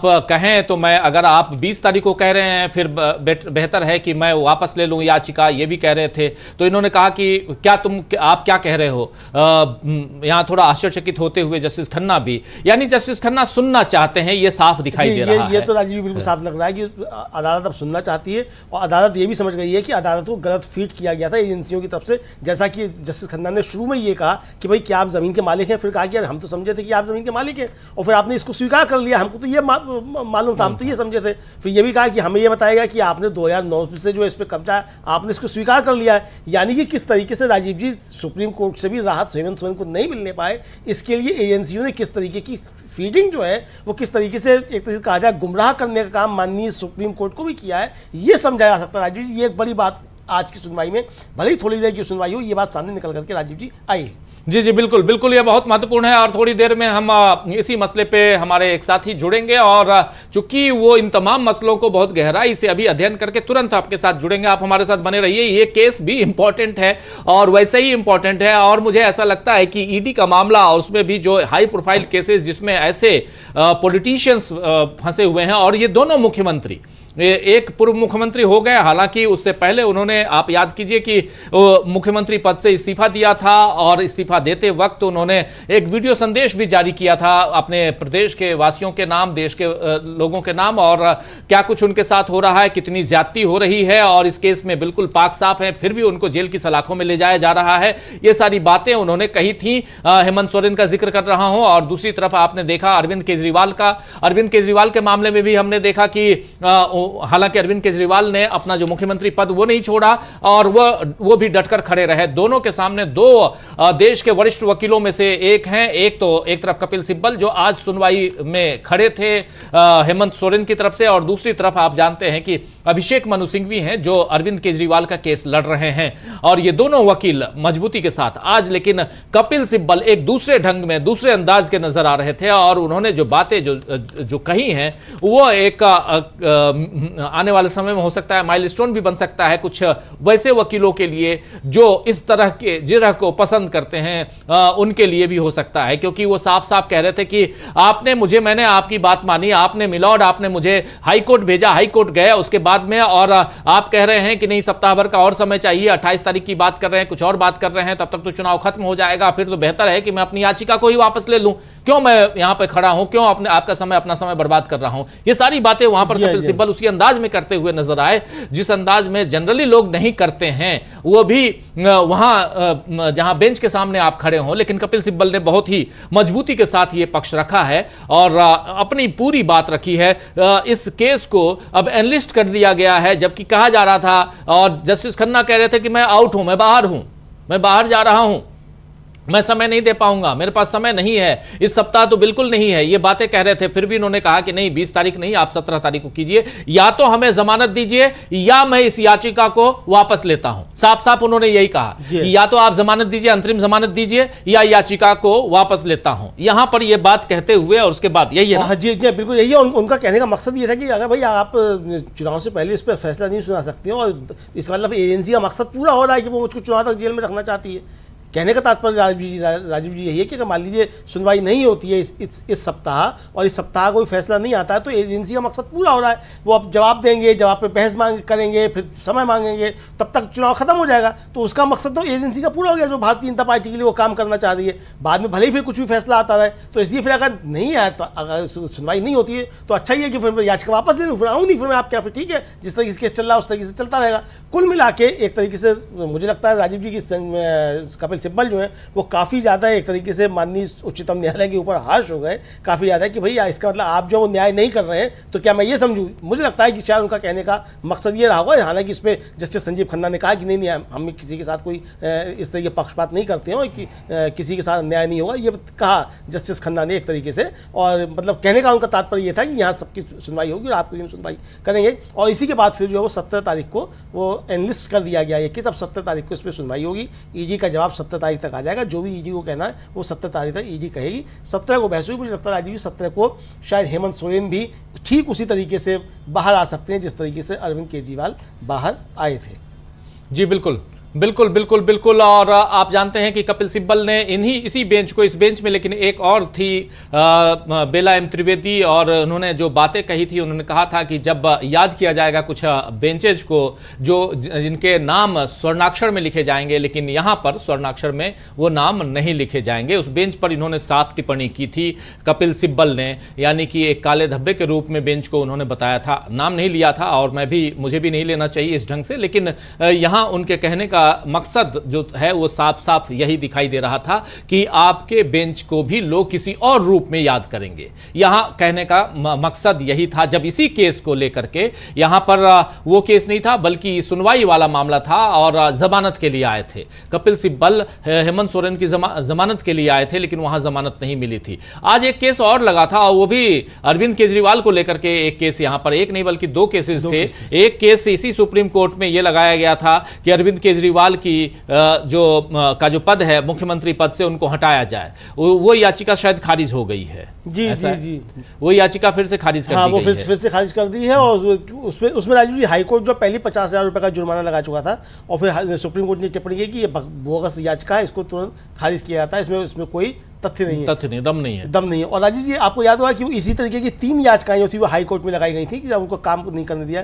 तीसरी याचिका पे तो जो पहले जो गई एक जज साहब के सिंगल बेंच के सामने, तो सिंगल बेंच ने बहुत सख्त टिप्पणी की कि लोग आप बाबा यहाँ चले आते हैं इस तरीके लेकर के, आपके ऊपर जो है बड़ा जुर्माना लगाया जाना चाहिए। फिर जब वो जस्टिस मनमोहन और जस्टिस प्रीतम अरोड़ा जो हैं उनकी जब ज्वाइंट बेंच में पहुंची, उस पर फिर हाई कोर्ट जो था वो काफ़ी ज़्यादा नाराज हुई। उन्होंने कहा कि आप कैसे सोचते हैं कि एक मामले में हम एक फैसला दे देंगे और आप दूसरी बार आएंगे तो हम उस पर आकर के दूसरी हमको इस पर अपना लेंगे। तो ये वहाँ से खाली हो गई थी। ये राजीव जी इस तरीके से कुल मिलाकर के पॉलिटिकल मोटिवेटेड जिस तरीके से केस है, तो कोशिश ये की। दूसरा एक मामला ये है, अरविंद केजरीवाल के खिलाफ एक केस और लगाया गया, बीजेपी IT सेल की तरफ से लगाया गया कि उन्होंने ध्रुव राठी जो यूट्यूबर हैं उनके वीडियो को अरविंद केजरीवाल ने शेयर किया था। उसके खिलाफ डिफामेशन का केस लगाया गया है, मानहानि का केस है, बीजेपी की मानहानि का केस, BJP IT cell Amit Malviya की तरफ से। और लेकिन उस केस की भी आज सुनवाई थी। अभिषेक मनु सिंघवी ही उस केस को लड़ रहे हैं।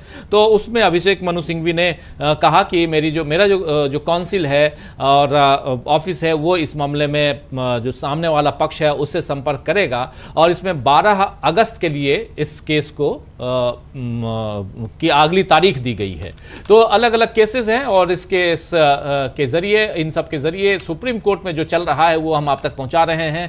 अब केसेस तो बहुत हैं दोस्तों, लेकिन चुनाव का वक्त और चुनाव के वक्त में अरविंद केजरीवाल और चुनाव से कुछ दिन पहले बिल्कुल चुनाव की घोषणा होती है, उसके 4 दिन बाद अरविंद केजरीवाल को गिरफ्तार किया जाता है। 16 को घोषणा होती है, 21 को गिरफ्तार किया जाता है मार्च में।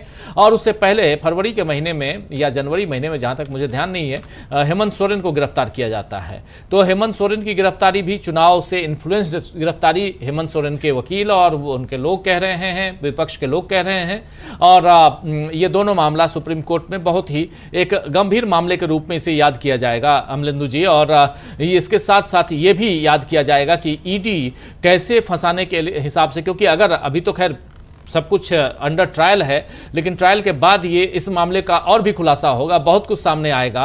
और चुनाव ऑनगोइंग है, आज 4थे फेज का चुनाव हो रहा है और उस चुनाव पर भी सबकी निगाहें टिकी हुई हैं। हालांकि पोलिंग का परसेंट वही है जो परसेंट अभी तक हम लोग देखते आ रहे हैं, उसमें कोई ज़्यादा इजाफा दिखाई नहीं दे रहा है। तो बहुत कुछ उधर चुनाव से संबंधित भी हम लोग चर्चा करते ही रहे हैं और लगातार कर रहे हैं, उसमें बहुत ज़्यादा कुछ नहीं है। और थोड़ी देर बाद चुनाव को लेकर भी हम आएंगे। और लेकिन दूसरी तरफ सबसे इंपॉर्टेंट पहलू जिस पर हम चर्चा कर रहे हैं वो ये है कि ईडी के मामले पे क्या यहाँ सुप्रीम कोर्ट में जब ये मामला आ रहा है तो सुप्रीम कोर्ट की भी आंखें खुल रही होंगी अमलेंदु जी की चाहे संजय सिंह का मामला हो, चाहे अरविंद केजरीवाल का मामला हो, चाहे अभी हेमंत सोरेन का मामला हो, इन मामलों को अगर कानूनी तौर पर सुप्रीम कोर्ट उसमें सवाल करता है तो ईडी फंसता हुआ या फंसती हुई दिखाई देती है। जी बिल्कुल राजीव जी, ईडी जबरदस्त तरीके से फंसती हुई दिखाई पड़ती है। और आप देखिए कि अरविंद केजरीवाल के मामले में भी क्या हुआ था राजीव जी, हाई कोर्ट में जब मामला पहुंचा, हाई कोर्ट की जो सिंगल बेंच थी जस्टिस स्वर्णकांता शर्मा की, उसने कितनी गंभीर सख्त टिप्पणियाँ थी वो अरविंद केजरीवाल के खिलाफ कर दी थी। यहाँ तक कह दिया था कि इनके खिलाफ जो है बहुत सारे सबूत हैं और ये एक तरीके से जो है इसमें प्रमुख दोषी माने जा सकते हैं। और ईडी ने वहाँ जो राजीव जी बेहुदा तर्क दिए थे, वो सारे तर्क जो थे वो हाई कोर्ट ने एक तरीके से स्वीकार कर लिए थे अपने फैसले में। लेकिन जब वही मामला राजीव जी सुप्रीम कोर्ट आता है, सुप्रीम कोर्ट सिरे से वो सारी चीज़ें ना सिर्फ खारिज करता है बल्कि ईडी से तमाम तरीके के सवाल करता है। नोटिस इशू करते समय 5 सवाल ईडी से पूछता है कि भाई आप जो है ये जवाब दीजिए, अपने आप को इस पर जवाब देने, और ईडी फिर उससे निरुत्तर हो जाता है। जबकि वो जो एसजी राजू है वो तो खड़े हो जाते हैं कि वो कहते हैं आई एम टोटली हैंडीकैप्ड, यहाँ तक कहते हैं, मतलब कि मैं पूरी तरीके से अब जो है वो विकलांग हो गया हूँ, दिव्यांग हो गया हूँ कि अब मैं इसमें कोई बहस नहीं कर सकता। फिर जो है वो एसडी तुषार मेहता आकर के वो बहस करने के लिए आते हैं।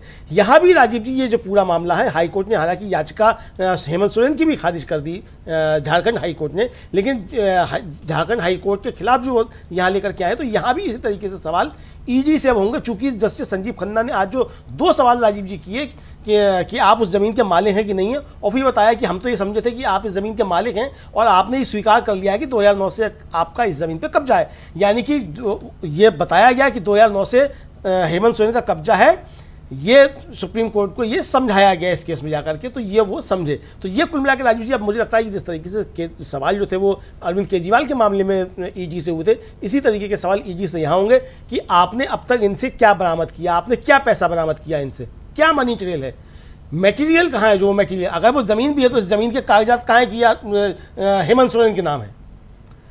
तो ये महत्वपूर्ण बात है राजीव जी, जो कि ईडी इसको प्रस्तुत नहीं कर पाएगी, जैसे कि अरविंद केजरीवाल के मामले में प्रस्तुत नहीं कर पाई। ये कहा गया कि साहब वो 100 करोड़ रुपया आया, वो चंदा खर्च हो गया गोवा में, ठीक है गोवा में खर्च हो गया, तो फिर ये या तो टैक्स ये बनता है इनकम टैक्स का केस, या बनता है चुनाव आयोग का भी। चुनाव आयोग को नजर रखनी चाहिए थी पैसा कहाँ से आ रहा है, कहाँ चला जा रहा है, ईडी का इसमें कहाँ से केस बनता है। तो ये राजीव जी जो झारखंड का उसका छत्तीसगढ़ का जो शराब घोटाला था, तथाकथित शराब घोटाला, जिसको खारिज कर दिया माननीय सुप्रीम कोर्ट ने, उसने यही कहा था कि चूंकि कोई पैसे की बरामदगी नहीं हुई, कोई मनी ट्रेल नहीं है, तो इसलिए पीएमएलए एक्ट के अंतर्गत मुकदमा नहीं बनता है। इनकम टैक्स चाहे तो अपनी कार्रवाई कर सकता है। इस केस में भी मुझे लगता है राजीव जी इस तरीके का हुआ, चूंकि ज़मीन के कागजात नहीं हैं, कोई कब्जा नहीं है, तो ये किस तरीके से हेमंत सोरेन की ज़मीन हो गई। ईडी को ये साबित करना है कि आपने मुकदमा बनाया किस आधार पे, आपके पास मटेरियल क्या है, वो कागज कहाँ है कि ये ज़मीन जो है वो हेमंत सोरेन की और इस पे हेमंत सोरेन का कब्जा है। बिल्कुल ये साबित ईडी को करना है, तभी केस बनता है। अगर ये साबित ईडी नहीं कर पाती है कि ये कागज जो है इनके हेमंत सोरेन के नाम है और हेमंत सोरेन का इस पर कब्जा है, तो ये केस फिर नहीं बनेगा, जो मैं समझ पा रहा हूँ। जी जी जी जी इस बीच हमारे साथ जुड़ गए हैं हेमंत अत्री साहब, वरिष्ठ पत्रकार हैं और इंफॉर्मेशन कमिश्नर रह चुके हैं, यानी कोर्ट के तमाम प्रोसीडिंग को बहुत अच्छी तरह से जानते हैं, जज की भूमिका निभा चुके हैं। तो जज की मानसिकता क्या होती है, मन स्थिति क्या होती है, केसेस को कैसे समझते हैं जजेज, वो अच्छी तरह से जानते हैं हेमंत अत्री साहब। और साथ साथ जो जिरह और सामने जो वकील खड़ा है वो कहाँ किस हिसाब से दलीलों को पेश करने जा रहा है, करेगा, ये सब कुछ जो मानसिकता है उसको, मेंटलिटी को समझते हैं। आपका बहुत बहुत स्वागत करता हूं हेमंत अत्री साहब इस कार्यक्रम में, और आपसे जरा समझना चाहता हूं इस केस को। आपके ही हम नाम हैं हेमंत सोरेन, और हेमंत सोरेन का केस अब सुप्रीम कोर्ट में है, सुप्रीम कोर्ट में उसी ढंग से है केस। और अभी आप देख रहे होंगे जो वहां सुनवाई चल रही थी और दलीलें जो कपिल सिब्बल की तरफ से दी जा रही थी उसमें थोड़ा सा हठीपन भी था। कपिल सिब्बल आखिर फाइनली वहां तक पहुंच गए जो वो चाहते थे। 17 तारीख को दे दी गई है सुनवाई के लिए आदेश की, हाँ पीठ ने कह दिया है कि एनलिस्ट कर लो, 17 तारीख को सुनवाई करेंगे। और यहां पर इन्होंने कहा कि अगर आप कह रहे हैं कि 29 तारीख 28 तारीख या जुलाई, तब तो चुनाव खत्म हो जाएगा, फिर मतलब ही नहीं है, मैं अपनी याचिका वापस ले लेता हूं, यहां तक कह दिए। इस केस में जो शुरुआत हुई है उसमें उस जमीन के मामले की, जमीन आपकी है या नहीं है, यहीं से सवाल पूछा गया है। आपको क्या लगता है, 2 बातें पैरेलल चल रही हैं, एक केस पैरेलल चल रहा है अरविंद केजरीवाल का, और अरविंद केजरीवाल के बेस पर यहां क्या हम ये देखेंगे कि इनको भी अंतरिम जमानत मिल सकती है? यहीं से शुरुआत करते हैं और इसमें आप जो चूंकि सब कुछ आप जान चुके हैं, समझ चुके हैं, जरा अपनी बातों को आगे बढ़ाइए। हमारे तमाम दर्शक साथी आपका स्वागत कर रहे हैं और वो समझना भी चाहते हैं कि ये केस भी हम उसी हिसाब से और आने वाले समय में क्या वहां झारखंड में हम गरजते हुए अब बहुत जल्दी हेमंत सोरेन को भी देखेंगे जैसे अरविंद केजरीवाल को देख रहे हैं। राजीव जी, गरजे तो गए, लेकिन वो चुनाव के दौरान गरज पाएंगे नहीं, ये महत्वपूर्ण बात है। और जो मौजूदा हालात है उसमें लग नहीं रहा कि चुनाव प्रचार में वो बहुत एक्टिवली और इफेक्टिवली हिस्सा ले पाएंगे, क्योंकि अगर आप पूरी सीक्वेंस ऑफ इवेंट देखें तो जो बात हम बार बार करते हैं, हर बार करते हैं आपके कार्यक्रम में, वो चीज आज भी साबित हुई। और वो क्या चीज है कि process itself is a punishment. आप ये बताइए, 31 जनवरी को हेमंत सोरेन अरेस्ट हुए थे, 28 फरवरी को हाई कोर्ट के अंदर उनकी पिटीशन के ऊपर, बेल पिटीशन के ऊपर आर्गुमेंट कंप्लीट हो गया था। आप कल्पना कीजिए, हाई कोर्ट ने उसका फैसला कब दिया? 3 मई को। 28 फरवरी को आपका आर्गुमेंट कंप्लीट होता है और आप फैसला देते हैं 3 मई को, meaning there by 33 days. Rajiv ji, it is not a small duration. और इतना बड़ा कोई इसमें ऑर्डर नहीं था। और जबकि आपको यह पता है कि he was a serving chief minister, और अरेस्ट के बाद he resigned actually just before, prior to arrest. एक इतने सीनियर आदमी को आपने किस बात पर अरेस्ट किया कि एक्स जमीन का टुकड़ा आपका है? वो व्यक्ति कह रहा है कि वो जमीन का टुकड़ा मेरा नहीं है। इसमें पीएमएलए कहां से आया, जैसा कि साथी कह रहे थे, एक बात। दूसरा, जो एक बेसिक फर्क आप समझेंगे कपिल सिब्बल में और अभिषेक मनु सिंघवी में, वो भी आपके सामने है। पूरे मामले को अगर आपने जब केजरीवाल का जिक्र ही किया तो दोनों का कंपैरिजन देखिए, लाइन ऑफ एक्शन देखिए और स्ट्रेटजी देखिए। इन्होंने, कपिल सिब्बल ने बेल अप्लाई किया, अभिषेक मनु सिंघवी ने किसी भी स्टेज पे बेल अप्लाई नहीं किया। अभिषेक मनु सिंघवी ने अरेस्ट को ही चैलेंज किया। That is taking a chance, he took a chance. और उसको पता था कि इसमें लंबा प्रोसेस लग सकता है, हाई कोर्ट में भी जाना पड़ा वापस, फिर सुप्रीम कोर्ट में भी आए। लेकिन जुडिशरी के अंदर और लीगल प्रैक्टिस के अंदर सबसे इंपॉर्टेंट क्या है कि क्या आप अपने क्लाइंट को रिलीफ दिला पाए या नहीं? तो जवाब है हाँ, जहां तक अभिषेक मनु सिंघवी। अब कपिल सिब्बल तो उनसे भी सीनियर है, उनसे भी रिनाउंड है, लेकिन उन्होंने दूसरा रास्ता चुना जो रूटीन का रास्ता था, और वो रास्ता था बेल अप्लाई करने का। उन्होंने आर्गुमेंट कर दिया 28 फरवरी को, रिजल्ट आया 3 मई को, वो था नेगेटिव। उसके बाद आज है 13 तारीख, 10 दिन बीच में चले गए। क्या वो वेट कर रहे थे कि केजरीवाल का आउटकम क्या होगा? ये तो सिब्बल साहब भी बता सकते हैं। लेकिन 10 दिन एक सुप्रीम कोर्ट में रिवीजन पिटीशन डालने के लिए ज्यादा समय है इन हालात को देखते, क्योंकि चुनाव है और एक्स चीफ मिनिस्टर है, पार्टी के लीडर है। तो ये सारी स्थितियां दो जजेस के, दो एडवोकेट्स की थॉट प्रोसेस को भी आपको कहीं ना कहीं इंगित करती है। जबकि केजरीवाल का मुकदमा अगर आप देखेंगे, उसमें जो अमाउंट सो कॉल्ड इन्वॉल्व है, that runs into hundreds of crores. और यहां पर एक जमीन का टुकड़ा है, तो जमीन के टुकड़े पे पीएमएलए कैसे लगा दिया, पहले तो यही देखना पड़ेगा। सुप्रीम कोर्ट में तो खिंचाई तो होगी ना अब। और दूसरा देखिए, 3 तारीख को रिजेक्ट हुई थी, ज्यादा से ज्यादा सिब्बल साहब 5-6 तारीख तक आ सकते थे, और उनको प्रेसिडेंट की जरूरत नहीं है। उनका केस भी ओपन एंड शट केस है कि साहब देखिए, इस मामले में जब मैं कह रहा हूं, आज भी उन्होंने कहा कि सर आप रिकॉर्ड पे ले लीजिए माय लॉर्ड, ये जमीन मेरी नहीं है। उसके बाद क्या बचता है इस केस में? डॉक्यूमेंट मंगवाने थे। लेकिन एक प्रोसेस है Rajiv ji, all of a sudden ex party इस तरह के केसेस में माननीय सुप्रीम कोर्ट नहीं टेकअप कर सकता, नोटिस तो ईडी को देना पड़ेगा पीएमएलए के प्रोविजन से। और जिस तरीके से सुप्रीम कोर्ट ने इसमें टाइम देने की कोशिश की, सिब्बल ने उसमें बार्गेन किया, that was really interesting to see. कहां जुलाई था, कहां समर वेकेशन था, फिर लाते लाते 20 मई हो गया, 20 मई से जिद करके 17 मई। और जो कोर्ट पे कहीं ना कहीं एक सीनियर एडवोकेट की अथॉरिटी होती है, या कह लो अधिकार होता है, कि इतनी लंबी प्रैक्टिस के बाद जब उन्होंने कहा कि अब 20 तारीख को होता, कहता साहब आप डिसमिस कर दीजिए, उनका हम नहीं ले पाएंगे। तो उसने कहा कोई बात नहीं, मैं विड्रॉ कर लेता हूं। तो एक तरीके से उन्होंने जो बेंच थी, बेंच को कहीं ना कहीं बैकफुट पे कर दिया।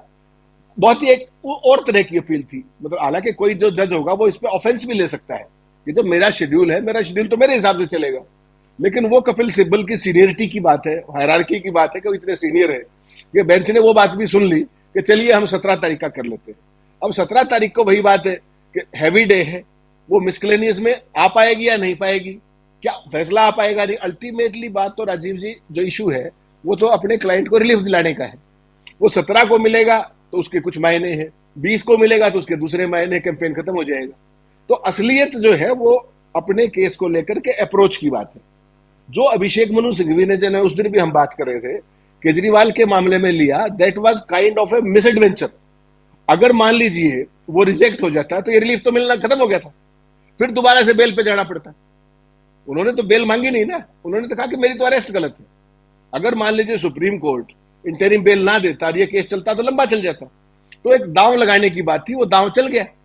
सिब्बल साहब अब उस प्रेसिडेंट को कोर्ट कर रहे हैं, और अगर आपने वो ऑर्डर पढ़ा हो, आपने पढ़ाई है ऑब्वियसली, आप एक एक चीज पढ़ते हैं, तो उसमें साफ साफ लिखा हुआ है कि it will not be taken as a president. जो केजरीवाल का ऑर्डर है उसमें स्पेसिफिक मेंशन है कि it will not be considered as a president. तो ये सारी चीजें हैं, ये अप्रोच का अंतर है, ये सारी चीजों का वो है। लेकिन कुल मिलाकर के मुझे लग नहीं रहा है कि कैंपेन खत्म होने से पहले हेमंत सोरेन साहब जेल से बाहर आ पाएंगे और इफेक्टिवली कैंपेन कर पाएंगे। लक की बात है कि 17 को मान लिए सुन भी लिया जाए, क्योंकि ईडी को भी समय चाहिए डिस्कस करने के लिए, फिर ये भी करेंगे डिस्कस, तो 20 पे भी जा सकता है और आगे भी जा सकता है। इतना जल्दी जितना हम रिलीफ सोच रहे हैं उतना पीएमएलए केस में मिलना थोड़ा सा मुश्किल है, राजीव जी, ऐसा लगता है। बात आप बता रहे हैं, हालांकि 17 के बाद 17 तारीख जो है वो शुक्रवार है, उसके बाद सोमवार 20 तारीख है, तो 17 के बाद सोमवार को भी हो सकता है और ईडी भी अपनी बात रखेगी वहां पे। और वो सप्ताह यानी 20 तारीख से शुरू होने वाला सप्ताह बहुत महत्वपूर्ण होगा। और क्या ये चुनाव के दौरान जो आप कह रहे हैं, एक शंका है बिल्कुल ये है कि हेमंत सोरेन क्या बाहर आएंगे, लेकिन यहां पर इन्होंने साफ साफ, कपिल सिब्बल ने साफ साफ कहा कि या तो आप स्वीकार कर लीजिए, सुनवाई कर लीजिए, और उन्होंने ये भी कहा कि इंटरिम बेल भी दे दीजिए। ये भी उन्होंने कहा कि या तो जमानत दे दीजिए या मैं अपनी याचिका वापस लेता हूं। जो आप बता रहे हैं कि एक अथॉरिटी जो होती है वो दिखाने की कोशिश हुई, और वो होता भी। इतना लंबे समय से आप सुप्रीम कोर्ट में जजेस को फेस कर रहे हैं, कई सारे केसेस लेके जा रहे हैं, तो उतना आपके पास अधिकार आ भी जाता है, स्वतः स्फूर्त आ जाता है, जो यहां दिखा रहे थे कपिल सिब्बल।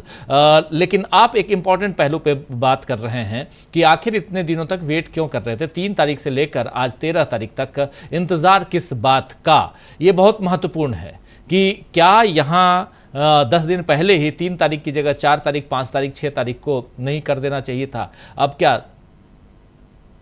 मैदान जो है वो बिल्कुल साफ हो चुका है, इसका कितना क्या कुछ जोड़ रहे हैं आप? हाँ जी, जोड़ना ये है कि इसमें केस में एक मजेदार बात ये है कि अभी 3 दिन पहले ईडी ने 3 लोगों को गिरफ्तार किया इस केस से संबंधित, और उसमें जो डीड राइटर है उसको गिरफ्तार किया। आरोप उस पर यह है कि वो डीड राइटर जो है वो फर्जी दस्तावेज तैयार करता था, उसने फर्जी दस्तावेज तैयार करके ज़मीनें बेची हैं, ये उसमें गिरफ्तार हुआ है। अब राजीव जी, अगर यही दलील यहाँ आएगी, इस पर हेमंत जी अच्छे से इस पर प्रकाश डालेंगे कि जब आपने ये एक व्यक्ति गिरफ्तार कर लिया जो डीड राइटर है, जो कागजात में हेराफेरी करके करता है, तो इसका मतलब कि ये बदमाशी अगर कोई है भी तो उस डीड राइटर की आपने हेमंत सोरेन को किस लिए गिरफ्तार किया है? अब ईडी मतलब खुद किस तरीके से फंस रही है, केस उल्टा फंसाने के चक्कर में खुद फंसती हुई नजर आएगी जब ये जाकर के राजीव जी केस आगे बढ़ेगा। ये इसमें एक महत्वपूर्ण सूचना थी राजीव जी। अच्छा, तो क्या कहेंगे अत्री साहब? यार देखनी पड़ेगी पीएमएलए की, अनफॉर्चुनेटली मैंने वो देखी नहीं है कि इसमें इन्होंने कैसे तार जोड़े हैं। इंपॉर्टेंट ये होता है कि आपने तार कैसे जोड़े। अगर मान लो गिरफ्तारी भी होनी थी, जैसा बिल्कुल सही कहा उपाध्याय जी ने कि अगर गिरफ्तारी होनी थी तो पहले डीड राइटर के बाद सीएम की होनी थी, if at all it was required. यहां तो उल्टा हो रहा है कि उनको पहले गिरफ्तार कर लिया और जो करने वाले हैं उनको बाद में गिरफ्तार किया। This is quite interesting. लेकिन उसको पूरा एक्सप्लेन करने से पहले वो एफआईआर देखनी पड़ेगी कि उसके कंटेंट क्या है और उस पर किस तरह के आरोप है। अपेरेंटली तो मुझे आपको यही पता है कि जमीन का जो टुकड़ा है, जो आरोप लगाया है, वो गलत तरीके से, अवैध धन से हेमंत सोरेन ने खरीदा है। अब कपिल सिब्बल ने ऑन रिकॉर्ड अपनी हाईकोर्ट में भी कह दिया, यहां भी आज कह दिया ऑन रिकॉर्ड कि आप you can take it from me कि ये जमीन मेरी नहीं है। तो सबसे इंपॉर्टेंट बात तो यहीं पर आएगी कि जो इस पे आर्गुमेंट पे शुरुआत होगी वो तो इसी पे होगी ना राजीव जी, कि जमीन किसकी है। और कपिल सिब्बल ने ऑन रिकॉर्ड ये कह दिया, सुप्रीम कोर्ट में आप जो शब्द बोलते हैं that is considered to be on oath and on affidavit. जब ये बात वो कह रही है, निश्चित तौर पर वो बेल एप्लीकेशन का भी हिस्सा है वो कंटेंट में, तो अब ईडी को लेने के देने पड़ेंगे। बेसिकली एक जमीन का टुकड़ा पीएमएलए में कैसे उसको जोड़ेंगे मनी लॉन्ड्रिंग के साथ, that will be quite interesting to see. और आपने देखा हुआ संजय सिंह के मामले को अगर आप ध्यान करेंगे, इसी बात पे ईडी फंसी थी वहां पर, जब कोर्ट ने कहा कि आप हमें लंच तक बताइए नहीं तो हम फाइल देख करके मेरिट पे भी टिप्पणी करेंगे। और तब इन्होंने कहा कि we don't oppose my lord, you may grant him, and that's how he was granted bail, Sanjay Singh, अगर आपको याद हो तो कई तरह की चीजें ऐसी हैं। निश्चित तौर पे प्राइमा फेसी ये जितने भी केसेस हैं, चाहे वो केजरीवाल का हो, चाहे वो सोरेन का हो, चाहे संजय सिंह का हो, चाहे मनीष सिसोदिया का हो, कोई कुछ भी कहे, without commenting upon the merits of the case, Rajiv ji, there are certain political overtones to every case in all these cases, तो we have to understand that. और ईडी को सबसे बड़ी समस्या कहां आती है, जब जजेस उसको हेड ऑन ले लेते हैं कि आप ये बताइए, ये बताइए और ये बताइए, तब फंसती है ईडी आके। तो यहां भी इस केस में जिस तरीके से सिब्बल ने आज एम्फेटिकली कहा कि साहब जमीन मेरी नहीं है, तो सारे का सारा आर्गुमेंट इसी पे बेस हो जाएगा। राजीव जी, एक चीज तो ये है।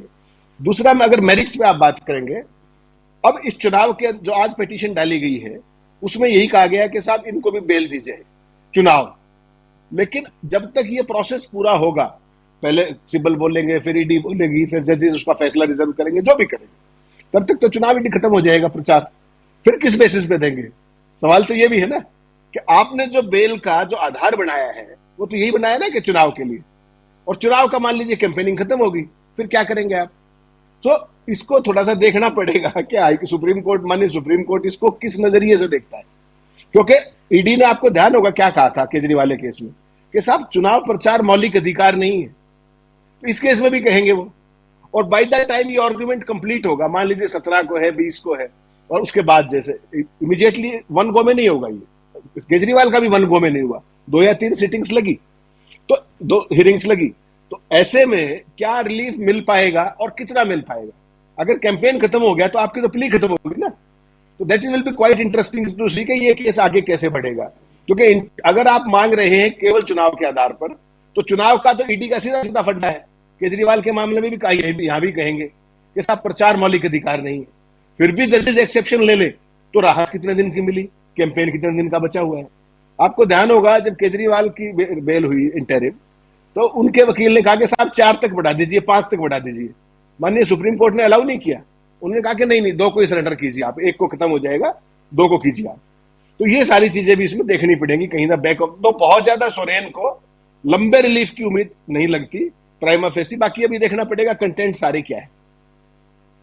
आज भी झारखंड में चुनाव हो रहे हैं, इसके अलावा मतदान जो है वो 20 को भी है, 25 को भी है, 1 को भी है। तो अगले जो 3 चरण है, तीनों फेजेज में मतदान है, लेकिन क्या उससे पहले हेमंत सोरेन को चुनाव प्रचार के लिए ही सही, लेकिन क्या अंतरिम जमानत मिलेगी? ये बड़ा सवाल, इसलिए क्योंकि अंतरिम जमानत की मांग की है कपिल सिब्बल ने, और साफ साफ कहा है कि अगर या तो आप अंतरिम जमानत दे दीजिए या हम याचिका ही वापस ले लेते हैं। तो क्या यहां आपका एम सिर्फ अंतरिम जमानत है, ये सवाल भी उठता है, या ये एम है कि आपने इस केस को लगाया है कि आपकी गिरफ्तारी ही इलीगल है, गैर कानूनी है, वो है, ये भी सवाल उठता है। इसको कैसे देखा जाए अत्री साहब कि आप जब एक तरफ, क्योंकि आप याद कीजिए अभिषेक मनु सिंघवी अरविंद केजरीवाल वाले केस में वो बार बार कह रहे थे हमें जमानत नहीं चाहिए, वो जमानत पे आए ही नहीं, उनके मुंह में डाला गया, और यहां पे आप ऑलरेडी कह रहे हैं